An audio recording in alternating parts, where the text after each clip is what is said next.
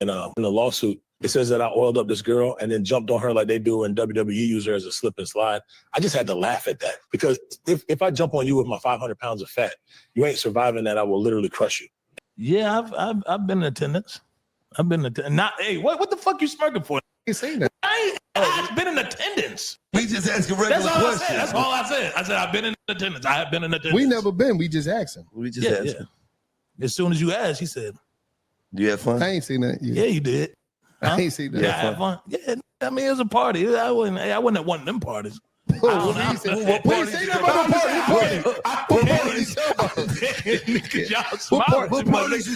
I have been in attendance at a puff party. You know what I'm saying? I've been in attendance. Yeah, I went. Yeah, okay. But I ain't.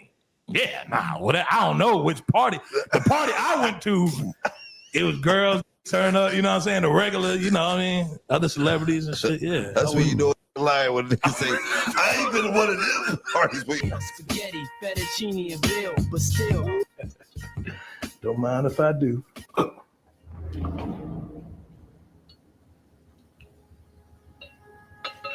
Buffy, why does the whole world think I was freaking off with you in 2018? Because I told them you were. You got everyone thinking I'd lather my jugs and belly down in baby oil and use girls in slipping slides? Why would you do that? Because it's funny. And also, the more stories I make up, the more cases fall through, making me look innocent. You think you can just treat people like pawns on a chessboard? You wish you were a pawn. You're just a square that gets stepped on. That's why you befriended all of us streamers? Did you get caught too? Druski! Save me! He's using me as a butt plug. Don't worry, Kai. I'm coming in to get you. Yeah, now it's a Diddy party. Back at it like a crack at it, automatic like a Fomatic, built from tragedy, made for static. It's your boy, Perfect Timing Podcast, back with the blast, in and out with a dash. We're going to do this real fast because 2025 won't last. Yeah, man, we back with long-form content. Thank everybody for supporting the Vertical Live, man, but I had to get you back right, man. So we got a long-form content for you today. We're going to have a good time. We had a good time yesterday on the Vertical Live. I said I would double back, man, so I double back for you to give you that good content, that good information, man. You need your tea, man. I know I got my tea. I'm about to get you your tea this morning. Let's go. Druski and OBJ have been added to Diddy lawsuit filed by celebrity attorney Ariel Mitchell Kidd. Now, Ariel Mitchell Kidd has multiple lawsuits against Sean Diddy Combs. What you may not know is something I'm going to share with you. Please stay tuned. I'm going to have a lot of Easter eggs for you today. I need you to hit the like, share, and subscribe. Stay to the end of the video so I can reveal to you more details about who this attorney is and why this case is becoming more complicated by the minute. You know how we get down with the get down. I ain't even going to hold you. We're going to get right to the paperwork. Perfect got the complaint, y'all. We got the complaint right here. I got the whole complaint. You know I can't see, so I have to maximize it as much as possible, man. Took me 5 minutes to get this shit where I can see it, man. But I hope you can see it too, man. I know I got a lot of OGs out there, man. So I got my turmeric ginger peach tea, man. I got a little lemon juice in there, so we doing good, man. Top of the mid-morning. Make sure you like, share, and subscribe, man. And let's get into it, man. Let's get into it. So at the top of this 87-page document, you got two lawyers, and the first lawyer is Sean Perez, and the second lawyer is the Ariel Mitchell. Please stay tuned because I'm going to give you more detail. This lawsuit is being pushed by Ariel Mitchell. The plaintiff is Ashley Farm. You've been hearing that name. And then here it is. And she's suing Sean Combs, Sean Pierce, John, Odell Beckham, Drew Desports, a.k.a. Druski, Jacqueline Wright, a.k.a. Jaguar Wright, Helen Harris Scott, Brandy Cunningham, Janice Combs. This lawsuit, Ariel Mitchell. Ariel, what's the word?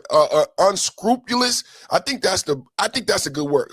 Unscrupulous. But Ariel Mitchell in this lawsuit has named Sean Diddy Combs' mother, Janice Combs. Now, a lot of you may be like, why is she naming Janice Combs? Well, a lot of us understand that a lot of Diddy's businesses are in his mother's name, like Bad Boy Records, and a lot of the major holdings are under Janice Combs. So to further the fact that this is more about money than victims, they've included Janice Combs because what they really want is a monetary payday. That's going to be revealed when I get into the details, and I reveal to you later in the podcast who Ariel Mitchell Kidd is and what controversy she stirred up. So stay tuned as I reveal to you who Ariel Mitchell Kidd is. But let's go. Defendant Diddy has been sued countless for crimes similar to the ones enumerated in this complaint. What's really going on here and how we got here? How Diddy became arrested, incarcerated without bail is based on these legal lawsuits, none of which have been adjudicated.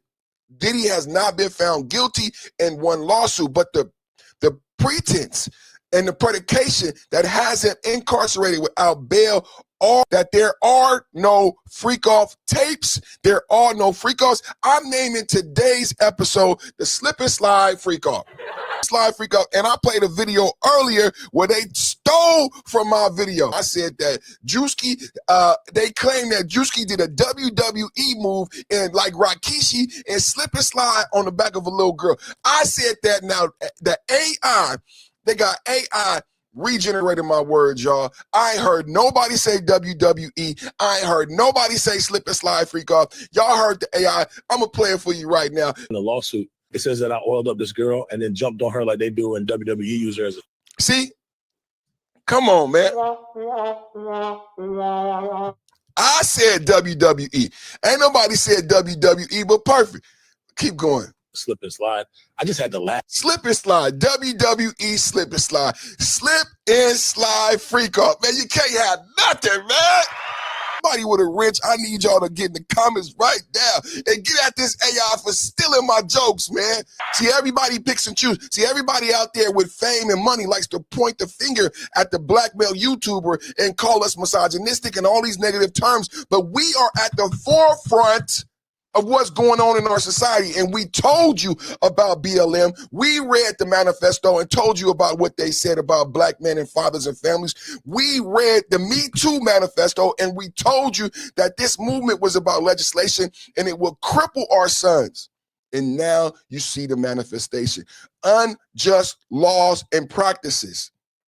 There was legislation behind the term and the chant, believe all women, believe all women. And that's how we got here. The law under which Jay-Z and Sean were being prosecuted was a brand new Me Too law that extended the statute of limitations going back 20 years to where the person who said that Jay-Z and Diddy did what they did would not have been able to bring that case to bear before 2024 when that law was changed in New York. Laws were changed in New York, California, and Texas. If you remember, Tony Busby had issues with practicing in New York. The reason is these Me Too laws are different from state to state. Again, unfair and unjust to heterosexual American men. If this law was going to change, it should have been a federal law, because then how can you prosecute me? These are details and nuances that never came up, but these were nuances that affected how and why the Jay-Z lawsuit was dismissed with prejudice. Tony Busby said it shouldn't matter, basically saying the law shouldn't matter, Tony Busby. Tony Busby said that a woman's allegations should not have any time limit and it shouldn't matter, despite the law. That should have been number one for anybody wondering about the validity and the legal prowess of Tony Busby. Tony Busby had a successful lawsuit, a successful PDF lawsuit that New York was using as a crux of the case. When New York kept saying that Diddy was guilty of a PDF, it was the Tony Busby case.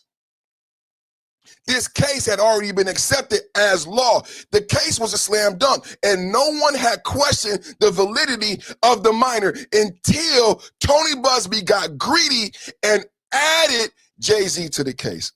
See, this case with Druski and Odell Beckham had been filed in 2024. When it was filed in 2024, Ariel Mitchell Kidd, who I will introduce for the first time on YouTube here today. Stay tuned to see Ariel Mitchell Kidd for the first time, because a lot of people wondering, who is this attorney?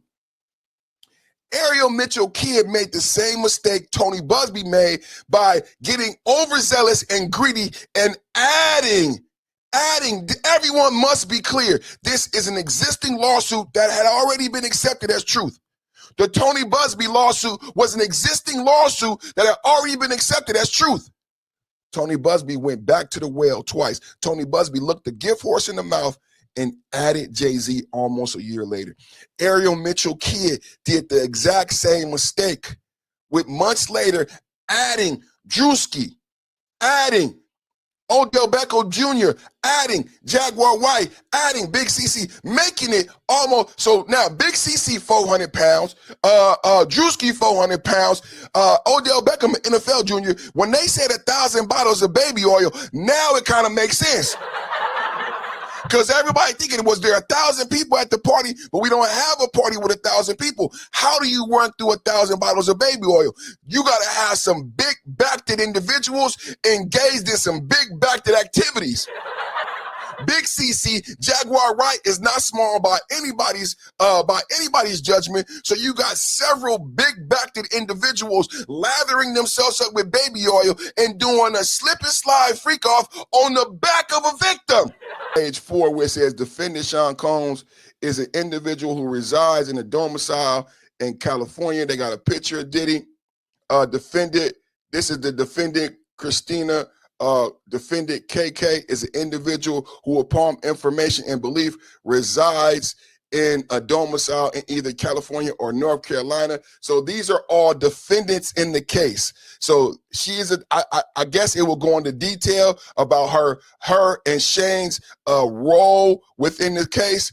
Here you go here, Valdez sitting next to Ronald McDonald. I'm gonna be honest, Valdez. This picture is not really this. I don't know who you are, Valdez, but this don't look good. This picture is not good for the Diddy case. I'm gonna tell you that right now. You sitting looking like that next to Ronald McDonald. This ain't getting it. I'm telling you, y'all. This is not how we win the Diddy case right here. The picture with McDonald's, Valdez. Hey, you don't do this when you grown, man. This is sus Odell Beckham Jr. and Druski, and this is with that guy who throws the white parties that got Little Baby career ended. The last photo we saw was this guy hugged up with Little Baby, and that ended Little Baby career. Are you guys with me? Very briefly, this Michael Rubin. Michael Rubin. This is what ended Little Baby's career right here. Michael Rubin, and then he was hugging too. He's hugged up. This ain't even a Diddy party, but it might as well be a Diddy party. He hugged up with this white man with blue hair and the other guy, and he's looking extremely happy. A little background. Just for a little background, let's keep going with the filing, okay? Now you know what I find funny? And this is the same thing. You know, it's not funny, but it's right on par. Shout out to Angry Man Tommy and individuals who have this clear vision like I have. You know what I see that I think Angry Man and Tommy would call out is the same thing Fannie Willis did. You know, Jack Harlow was associated with YSL and Jeffrey when he was indicted. And one of the questions for Fannie Willis was, are you going to include Jack Harlow? You included Gunna. You indicted 30 to 40 black men. She did the same thing with the Atlanta Public Schools. It is extremely reverse racism in the Negro South. So she prosecuted all black women. I can't believe that there were no white teachers in Atlanta Public Schools, but oh well. With YSL, only black men were prosecuted. No women, and nobody who was non-black. But there were non-black associates and non-black artists. Fannie Willis said, we don't want to get too sexy. So here it is, Ariel Mitchell Kidd. I'm going to introduce you to her because she's very similar to Fannie Willis. You may be surprised or you may not be surprised when I show you video of Ariel Mitchell Kidd. Ariel Mitchell Kidd chooses not to indict Michael Rubin. Michael Rubin is a billionaire. There's a lot of money to be made there. Why not send a letter to Michael Rubin? You indict Diddy and Jay-Z. These are billionaires. You send multiple letters to Diddy. You send multiple letters to Jay-Z. You send threats. You make it so Jay-Z won't go to his daughter's premiere. But here you go, right here. Billionaire Michael Rubin. Why doesn't And he's seen here photographed with Odell Beckham and Druski. This can't be a coincidence. Why hasn't Ariel Mitchell added Michael Rubin to the lawsuit? Let's keep going. I just want the point. Tell me what it looks like to you. But for me, from my view, this looks like a mugshot. They got Jaguar Wright up on the claim as being a defendant in this lawsuit with a mugshot. Remember, I watched Jaguar Wright interviews on the blue couch, and she would allude to numerous times the individuals on the blue couch need to be held accountable because you claim that you care what is a street life or whatever the hell your country bumpkin name is. Them clowns on that blue couch, you claim to care. You don't care. You care about views because Jaguar Wright was on your couch admitting to abusing, to SA, and to trafficking women. I'm not surprised that Jaguar Wright has been added. I'm not surprised that Jaguar Wright has been, that they used a mugshot. Oh, check this out. Line 37. Any statute of limitations applicable to the below claims, if any, is told and defendants is stopped from raising such a defense as their actions described below deprive plaintiff of the opportunity to commerce this lawsuit before now, as well as other equable legal basis. Do you understand? It's the same thing Tony Bubbly tried to put forward, that they want to put forth the lawsuit despite the rights and laws of the land. Okay, let's start with the factual allegations. Right? I'll recap the story, but I'm going to read it and I'm going to recap it to you. So how this starts, Ashley Pham is the one who's suing Janice, Diddy, Odell Beckham, and Jaguar Wright. So we're going to start the story with Ashley meeting someone named Shane. This story begins with Shane meeting someone named Ashley, who will come to be the plaintiff in the case. Okay? Now, the story goes that while outside of a bar with friends, Shane FaceTime defendant Diddy, and was showing people Diddy on his phone, attempting to impress people with the famous friend. Shane then showed plaintiff Ashley Diddy on the video call, which the plaintiff ignored, stating she was not impressed with him knowing Diddy because she believed Diddy was responsible for the murder of Tupac Shakur. Random guy A meets random guy girl at a bar. Turns out random guy A is friends with a celebrity. He FaceTimes that celebrity to impress random girl B, but random girl B, who turns out to be the plaintiff, is not impressed. She says she's not impressed because she believes the celebrity is involved with some type of salacious crime and criminal activity. So she's not impressed with random guy knowing random celebrity, okay? Visible in the FaceTime call, Diddy and some of his children. Listen to this, because you should be able, because the children are grown and they are now being prosecuted, or some people are attempting to prosecute King Combs. So if King Combs or any of his grown adult children are in the video, then they should be brought into court. I'm going to go deeper into that because this story gets more outlandish about people who should be able to confirm these things actually happen. Let's keep going. So she's saying that there were children on the call, his sons, Christian and Quincy. There you go right there. There you go right there. Christian and Quincy are grown adults. They may be Sean Diddy Combs' son, but they are grown adults and they can be subpoenaed and then charged. This is not by accident. This is a catch-all. This lawsuit is a catch-all. We got the kids involved.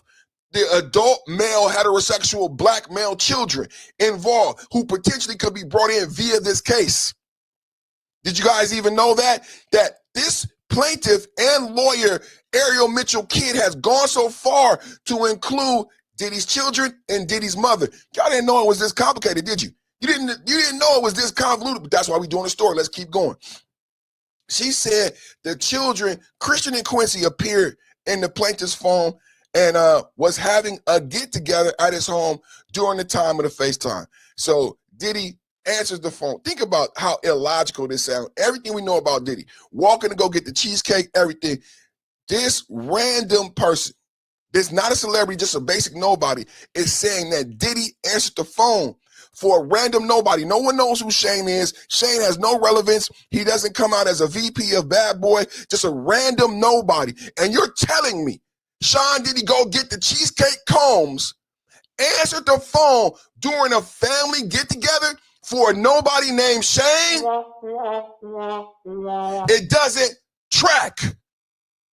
So you could have said he was at a party, he was chilling, he was doing nothing, but you want us to believe that Diddy, what we know of Diddy and his children, would answer a FaceTime call and then put his children. Diddy don't just put his children. It makes no sense. It doesn't track.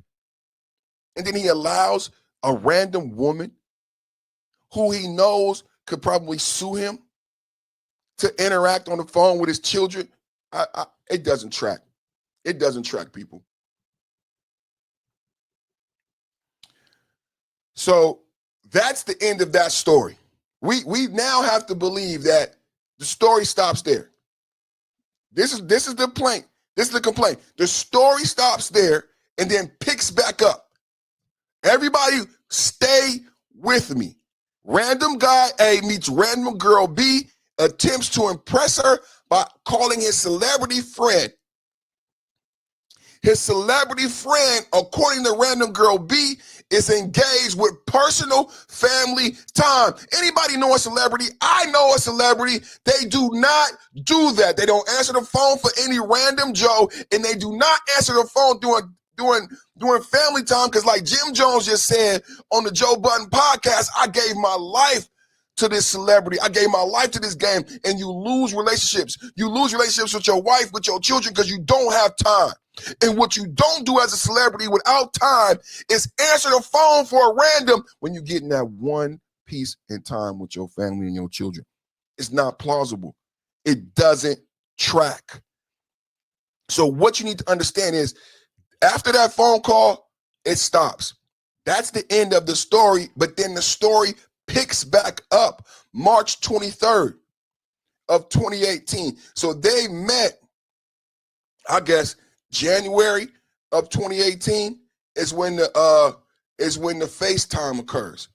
On March 23rd, 2018, Shane invited the plaintiff over to his home to assist him with his cancer medications because he stated he was weak and unopened to his medication. So that correct, I need to make that correct, because yesterday we was talking about this, and the way I heard it is that Shane invited her over to help him with a cancer patient. Now the story, listen to this. The story is random guy Shane, who they haven't explained how he becomes such good friends with Sean Diddy Combs and the children. Because if you answer the phone while you're with your kids, Shane must know the kids and feel ultra comfortable with these adult children. They don't go into that. So now we come to find out that Shane had cancer. Why not just tell a girl that you had cancer the first time? Why call Diddy and attempt to impress her? And why are you at a bar with cancer? All these questions are unanswered. But we have to believe that Shane had cancer. I pray that they subpoena Shane medical records and find out what stage and level of cancer, what cancer medications was he taking that he could not open. Because that's what you're propagating. I need to know what kind of cancer. Is it breast cancer? Is it lung cancer? And what type of medication is he on that he needed help? Was he on chemo? What's going on with the details of this case? Because it all matters, similar to the Jay-Z lawsuit, if it's true or not. So March 23rd, a different day. Let's be clear. March 23rd is a different day from when the FaceTime call occurred. This is a different day, different time, different reason why. Now listen, there is no involvement of any celebrities as of yet. As of yet, all we have is Shane has made a friendship with Ashley. And Shane calls her for assistance. Now, they don't get into how many times they've communicated, what led to them being so close that Shane wouldn't call. Shane is friends with Diddy. Shane has to have more friends than someone he just met at a bar. If you're a good enough character in person to be friends with Sean Combs and his children, you got to have other friends, right, Shane? Where your other partners at? But we're supposed to believe that Shane would call a random female. Shane calls a random female and she's accepting. They don't go into whether or not they've dated, become friends, or anything. She accepts. After meeting him at a bar when he's showing off to be friends with Diddy, you accept to come over a random house that you've supposedly never been to before? How do you know the man had cancer? Let's keep going. So March 23rd, Shane invites the plaintiff over to help with medications. Upon the plaintiff's arrival, Shane informed the plaintiff that he wanted to give her a ride in his new car. It keeps getting more and more convoluted. So they take a ride in the new car. Once they return, defendant Shane left the door to his apartment partially open and stated that the door was ajar because there was an issue with the door where it couldn't close completely. Now, I was under the impression that this was a house. Now, it matters whether or not that this is a single domicile because they said it was some big backed activities. So now you telling me you in a 2-bedroom shitty apartment? And Odell Beckham, big ass, Druski, big ass, big CC, 500-pound ass, Jaguar Wright, wide ass. How many adults is in this 2-bedroom apartment filled with baby oil and bad intentions? So we almost at 10 people in this apartment. I thought it was a house. How many people thought it was a house? You gotta read the complaint to really get the details of how outlandish it is. Now he left the door ajar to an apartment. So I thought they was trying to say Diddy, Odell Beckham, Jaguar Wright showed up to a random house of a cancer patient. Now you want us to believe that multi-million-dollar celebrities and a billionaire went to an apartment? Okay. Once he returned, he left the door open. Defendant Shane was renting an apartment on the lower half of a home in Orinda, California. That's in the Bay Area. That's not even in LA. How does everybody end up in Orinda? I drive by Orinda every time I go to Oakland. Wait a minute. Wait a minute. This is not even plausible. How does Druski, Odell Beckham Jr., this is why they emphasize where these individuals live. They said they live in California or maybe have a residence. Well, Jaguar Wright doesn't have a residence in California. I don't know Jaguar Wright to be someone that's from the Bay Area. Orinda is in Northern California. Do you know how far Orinda is from Los Angeles? Let's go back to the beginning of the complaint. Are they saying that when Shane met in the bar, did they say where the bar was? Because a lot of people, like when they come to California in the Bay Area, they think they don't know how big California is because how long it takes to get to Northern California from where you are. A lot of people don't know that about the Bay Area. The Los Angeles is over 8. How many miles is Los Angeles? Let's look it up. From Los Angeles to Orinda. Los Angeles is at the bottom of the map, and down there at the top of the map is Orinda. And it says 5 hours and 45 minutes. 5 hours and 45 minutes. 370 miles. They put it in this lawsuit like it's 20 minutes away because the guy said, I went to go drive in a new car. Think about it. No one is here right now. Where are all these celebrities in laying and waiting? What's so precious about this particular individual? Where's the staging? Where are these celebrities at? When the plaintiff gets to the apartment, where are the celebrities? When Shane says, I want to take you for a ride in my new car, where are the celebrities? When Shane gets back and leaves the door ajar, where are the celebrities? Over 10 people, where are they laying and waiting? Sean Combs cannot just wait outside. Everybody, it would be a media frenzy. Can I get a picture? Can I get an autograph? Odell Beckham Jr., even more Druski. Druski cannot, you see when Kai Cenat, I Show Speed go out in public, as Druski. Druski cannot go out in public. So Druski, where were you, bro? I know you couldn't have done this because my question is, where was Druski laying and waiting while you waited for her to get to the apartment, while you took her to ride in the car? When you came back, Where was everybody? Orinda is hundreds of miles from Los Angeles, 370 miles from Los Angeles in a 5-hour drive. Maybe there's a suburb of Orinda. You know what I'm saying? Maybe there's a different Orinda. But I popped it in Google and it came up really quickly. I'm familiar with Orinda. I live in California. I don't know what's going on with this case. They're going to have to explain. I mean, it's one thing if this apartment was in Los Angeles. Do you understand what I'm saying? The plausibility of this thing actually happening because celebrities frequent Los Angeles. And there's a possibility that they all might be there. Now, think about the Jay-Z case. You're going to have to prove that everyone was actually there. For the Jay-Z case that got thrown out with prejudice, they said, oh, it was an MTV Awards. That was the reason why everybody was in a similar location, because celebrities are everywhere all the time.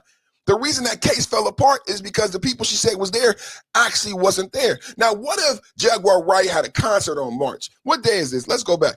What if Jaguar Wright had a concert? What if Odell Beckham had a jersey signing? What if Druski was doing a live stream? What if Druski is physically on camera because they used the date? What if Druski is physically doing a live stream not in Northern California? You're going to have to explain how all these individuals get to Orinda from wherever they were, because no one lives in Orinda but Shane. And I guess Ashley, but they haven't said where she lives. Does Ashley fam live in the Northern California Bay Area? And when he calls her, I'm assuming she's close enough. Think about what I'm saying. He called her to help him with cancer medications because he was too weak. She had to be close. Where is she? In Oakland, San Francisco? Okay. Once they returned, they left the door open. Defendant Shane was renting an apartment of a home in Orinda, California. Defendant Shane had a separate entrance into his residence that led to the backyard of the home. The home also had a main entrance on Loma Vista Drive. I know Loma Vista.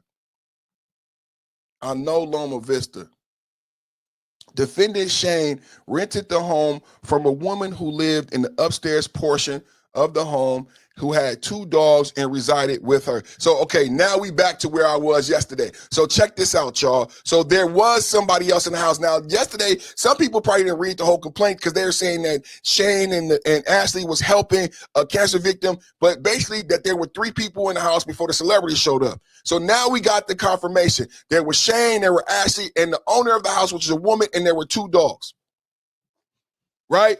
And this is happening in an apartment, not the entire house. Because you might think the freak off. No, this is in a small, basically, it's like a converted garage. If you live in the Bay Area, there's a lot of Airbnbs. And basically what this is a converted garage, storage room into an apartment. It may not even be 2 bedrooms. Now that we understand the logistics of this space, they haven't said how many bedrooms. That is important because of how many people they allege took place in this. Defendant Shane then began to watch a movie, and Defendant Shane offered her a glass of water, which he retrieved, brought back. Approximately 10 minutes later, after the plaintiff and Defendant Shane had returned from the drive, Diddy entered Shane's residence. Where was Diddy at? Diddy entered the home in a grand, ready-to-party manner. But it's not a home, right? It's just a little 1-bedroom, right, in Northern California. So Diddy entered the home in a grand, ready-to-party manner. His granddaughter's entrance was so loud that the dogs upstairs began barking. So that means that the woman who lived in the apartment should be a witness to what took place. Let's keep going, because this is crazy. So along with the defendant Diddy were his bodyguard, Big Homie CC. So that's how Big Homie CC is involved. Big Homie CC is Diddy's bodyguard, defendant KK, defendant Brandy, who upon information belief is a friend of defendant Shane and Diddy. So Brandy so Diddy walks in with bodyguard, female friend, a driver who remained outside in his vehicle during the duration of the plaintiff's assault. And then plaintiff believes defendant Shane invited her over to set her up to be assaulted by Diddy. Do y'all understand what's going on here? Okay. So the plaintiff was in shock as she never believed that she would ever see or meet Diddy in real life, and let alone in a small apartment rented by, y'all understand? So see, you understand how they're playing with terms here? Diddy walked into the home ready to party. But then it says she didn't know that she would ever meet Diddy, especially in the small apartment of a nobody. We don't believe it either, baby girl. We don't believe it either that you met a billionaire in the small apartment of a cancer nobody. I don't believe it either. Diddy then began advancing toward where the plaintiff was sitting on Shane's bed with a knife. Now, how quickly does this change?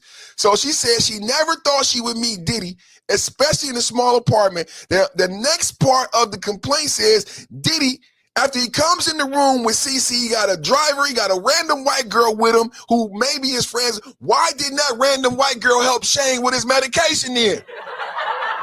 If this random white girl, KK, is friends with Diddy and Shane, she could have helped with the medication. But they want us to believe that this is all some type of setup to get this one person. You could have drove down Bancroft. You could have drove down Telegraph.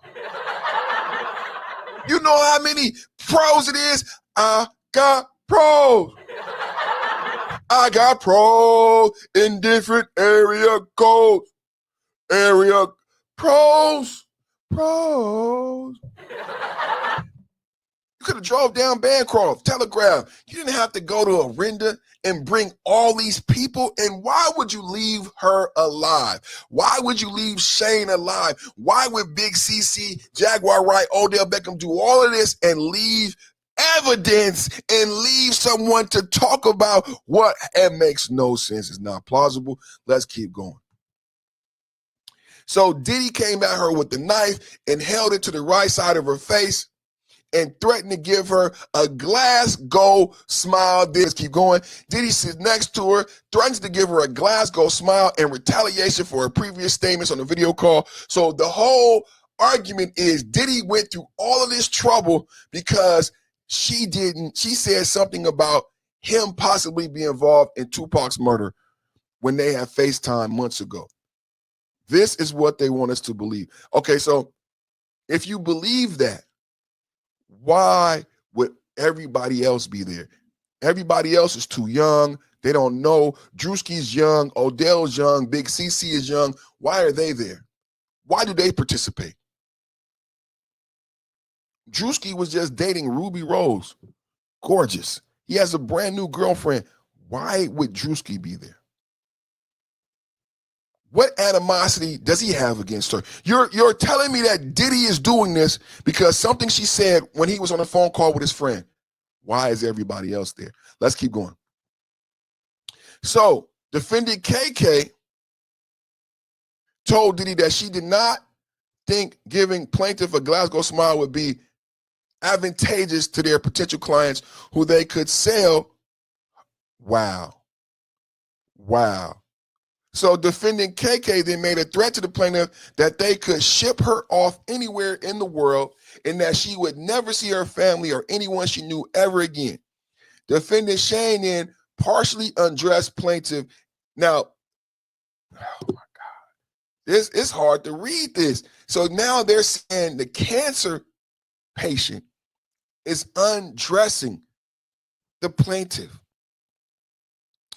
removing the clothing, undressed her, and started hosing the bitch down with baby oil. And the bitch didn't move. The bitch just stayed there and and think about this, what they've already established, that they are about 5 other people in the room when Diddy grabbed the knife, and then now the bitch getting hosed down. KK's in the room, CC's in the room, the victim's in the room, Shane's in the room, and Diddy's in the room. 5 people in this small 1-bedroom apartment, and This is all transpired. We still don't know where Druski is. We still don't know where Odell Beckham is. They probably can't even fit. We still don't know where Jaguar Wright is.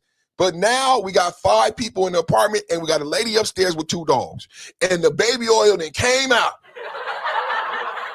The baby oil then hit the floor. It's on the floor. Now we getting going, baby. So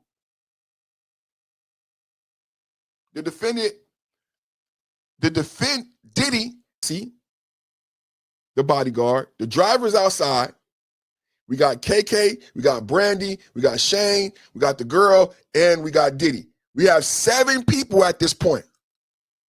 And 1,000 bottles of baby oil on the wall. Let's keep going. Let's read this one more time, because I'm a logistics major. I'm a logistics by trade, project manager and logistics. I do large projects. Again, I'm gonna break it down for you. It says defendant Brandy exited Shane's residence, leaving plaintiff alone with defendants Diddy, Shane, and John Doe's who have been named wherein.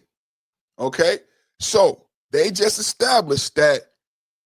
Let's count it up again. CC, Diddy, Shane, KK, Brandy, victim. I think I forgot somebody. Ashley, Brandy, KK. Oh, the driver's outside. That was number 7. The driver's outside. So 6 people. But this sentence said that KK and Brandy leaving Shane, Diddy, the victim, and vis-a-vis the individuals who have been mentioned. So that means when they were trying to insert and do all of this stuff, they potentially was 9 to 10 people. Because they don't say that the people came in. They say when KK and Brandy left, the individuals were already there. Now, when they explained Diddy came in the room with bodyguard and driver, they didn't say that Odell and Druski came in. But this sentence just says that when KK and Brandy leave, the John Does who have been named are in the building. Diddy then picked up a television remote that was near the plaintiff and then began to the television remote. Diddy then instructed another John Doe to and had been determined to be Druski. Wow. So Druski's in the room. They don't say when Druski came into the room, but I needed you to hear the picture that, and then we all know big homie CC. Think about this. We got 10 people in the room. And out of the 10 people, how many of them are men? Diddy, CC, Shane, Druski, Odell Beckham. 5 of them are men. Very large men.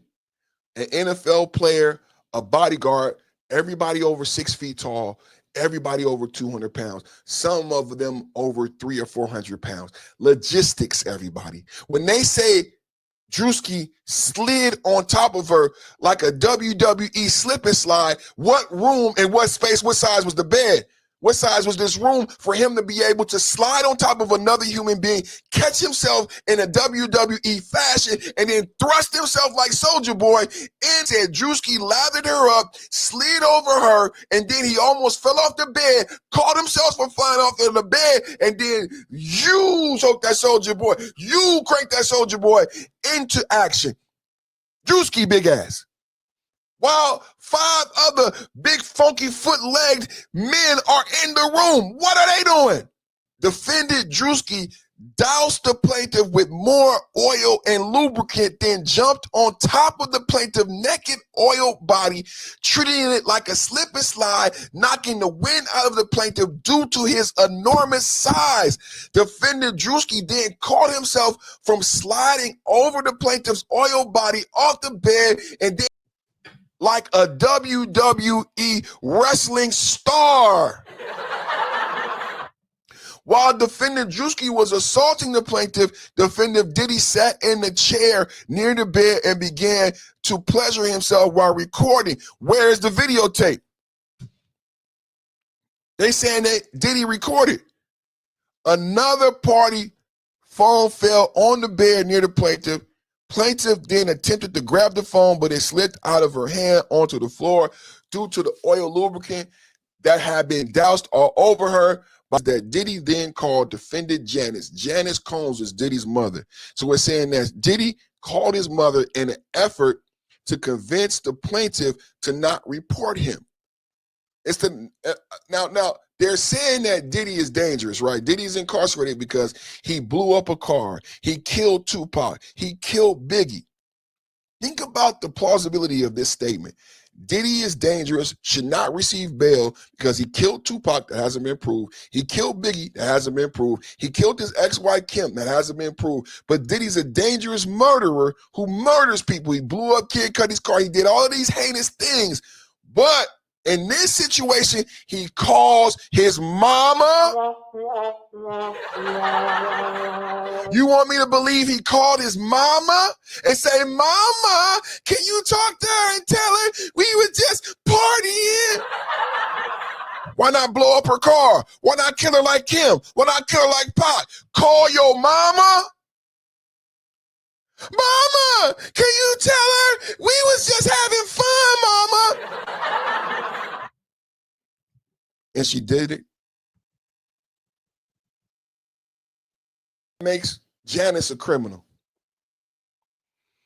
Her demands with the plaintiff to take money being offered and not report the incident.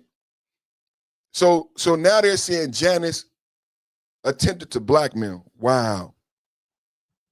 They're saying Janice attempted to blackmail. That's crazy. So Janice was forcing the individual to take money. Diddy made further threats. He had gotten off bigger crimes for killing Tupac. So here it is again. Here it is again. She should be. It says Big Homie CC turned to defendant Diddy, pulled his gun on him, asking him to repeat what he said in reference to Tupac. I can't believe this. Do you think that took place? Police allegedly came. All the celebrities left. She returns back to the home, half dressed, gets dressed, and spends the night at the home. We don't know nothing about the owner. We don't know nothing about the dogs. After everything that took place, CC pulls a gun on the neighbor, sheriffs, police. She returns back to the home, gets dressed, and spends the night at the home. According to the complaint, later that morning, defendant Shane returned to the residence, woke plaintiff up, finally gave her back her purse, cell phone, keys. Plaintiff left the residence. In a daze, plaintiff returned home and tried to make sense out of what happened to her.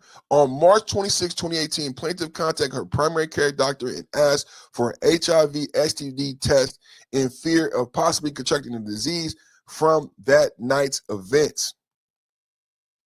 Plaintiff tried to continue her life and felt like she believed that the plaintiff had already told what she believed to the Contra Costa Sheriff. Diddy attacked her to no avail. She believed that she had already told the sheriffs at what happened. Plaintiff was under the impression that if she did continue to say defendant Diddy's name in relation to her assault, she would not be believed and her family would be in danger. Seemingly mere days, maybe even a day before the plaintiff's attack, Shane had miraculously began driving a new car. Plaintiff believes that this was payment for Diddy for setting up, but how did he, but that make co-conspirator.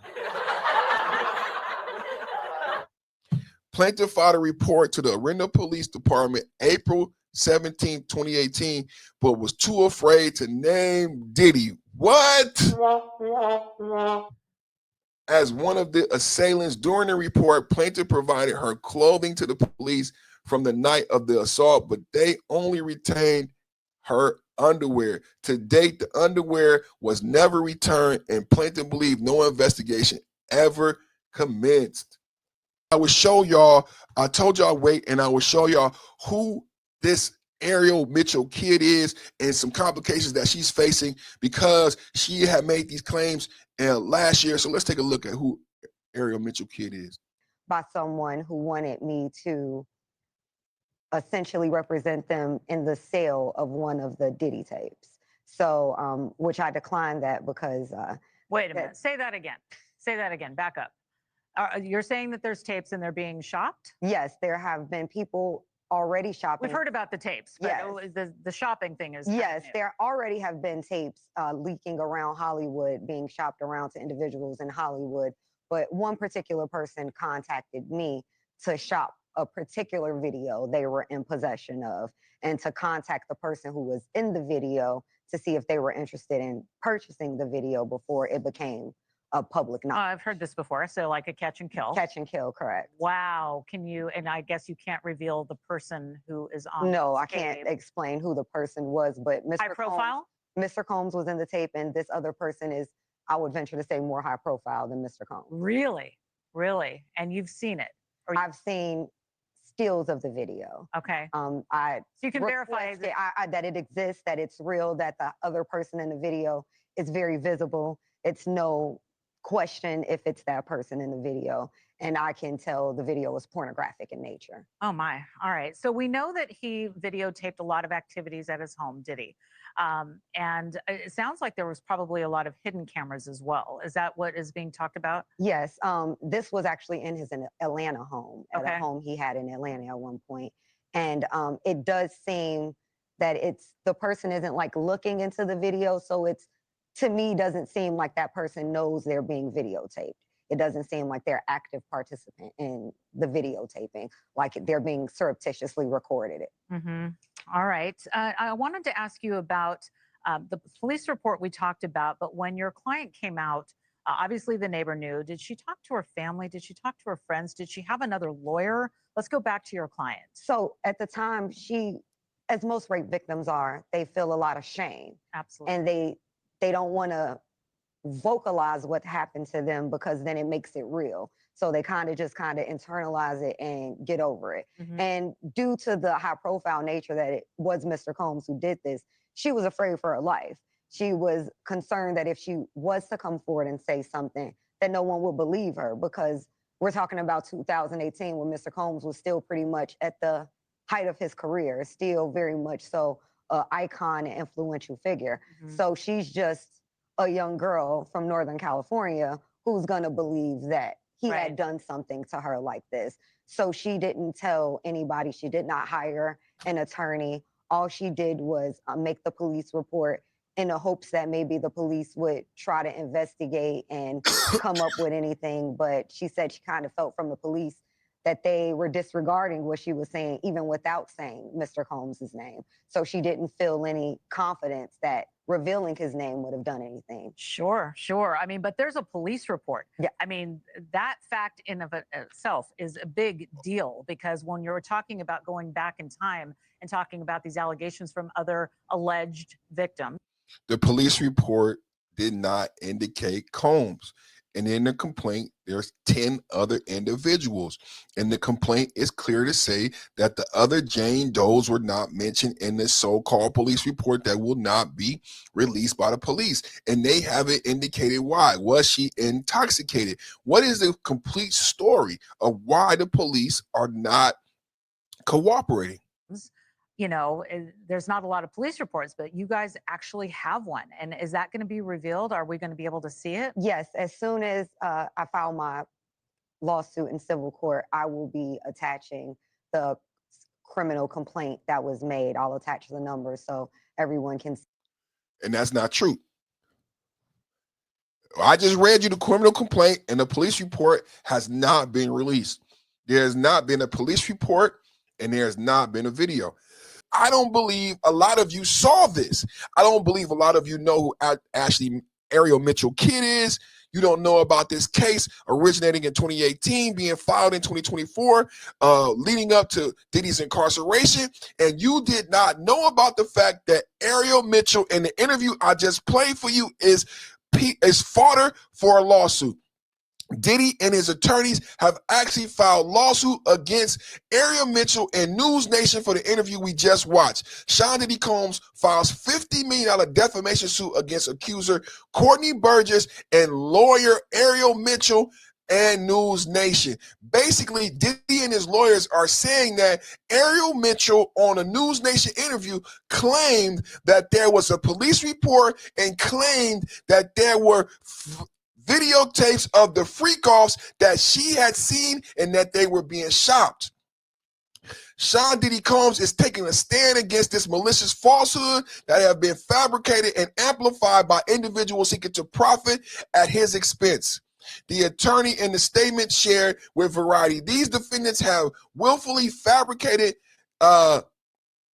outrageous lies with reckless disregard for the truth. Their falsehoods have poisoned public perception and contaminated the jury pool. This complaint should serve as a warning that such intentional falsehoods, which undermine Mr. Combs' right for a fair trial, will no longer be tolerated. This allegation is a fabricated lie. I wasn't a public figure in 2018. I was broke living with my mom without connections to the entertainment industry at the time of this allegation.